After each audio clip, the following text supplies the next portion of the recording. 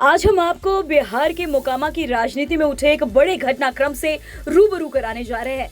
बात है बाहुबली विधायक अनंत सिंह के उस ऐतिहासिक फैसले की जिसमें उन्होंने विधानसभा चुनाव 2026 में भाग नहीं लेने की घोषणा की। अब सवाल ये उठता है कि अनंत सिंह की राजनीतिक विरासत कौन संभालेगा?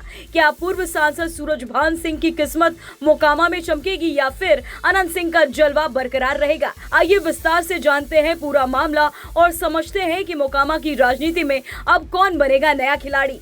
मोकामा के बाहुबली विधायक अनंत सिंह ने राज्यसभा चुनाव में वोट डालने के बाद साफ कर दिया कि वे अब विधानसभा का चुनाव नहीं लड़ेंगे।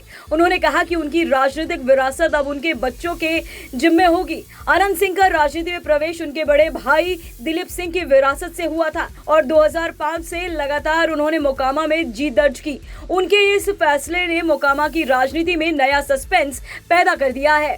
अनंत सिंह के चुनाव नहीं लड़ने से अब मोकामा के राजनीतिक समीकरण बदल सकते हैं। पूर्व सांसद सूरजभान सिंह की संभावनाओं पर सबकी नजरें टिकी हुई है। मोकामा में बाहुबली का राजनीति का इतिहास रहा है और अनंत सिंह ने हमेशा अपने विरोधियों को चुनौती दी है। अब देखना यह होगा कि क्या सूरजभान सिंह इस खाली हुई सीट को अपने पक्ष में कर पाएंगे या फिर अनंत सिंह की राजनीतिक विरासत उनके बच्चों के माध्यम से बरकरार रहेगी। अनंत सिंह का राजनीतिक सफर किसी फिल्मी कहानी से कम नहीं है।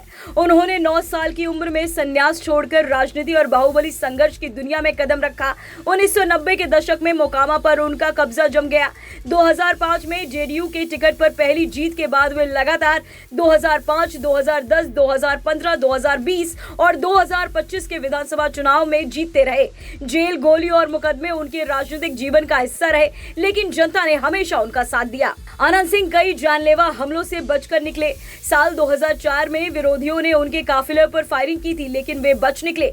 2025 में सोनू मोनू गैंग से उनकी लड़ाई भी चर्चा में रही। अनंत सिंह की बहादुरी और मोकामा में उनका प्रभाव उन्हें जनता के बीच अलग पहचान दिलाता रहा है।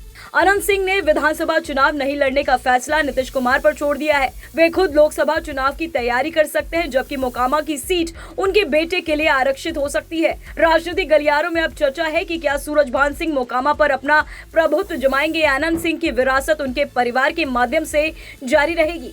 तो दोस्तों, ये थी मोकामा की राजनीति में अनंत सिंह के फैसले और आने वाले विधानसभा चुनाव को लेकर उठे सस्पेंस की पूरी कहानी। अब सवाल ये उठता है कि अनंत सिंह की सीट पर किस नेता की किस्मत चमकेगी और मोकामा का राजनीतिक परिदृश्य कैसे बदलेगा?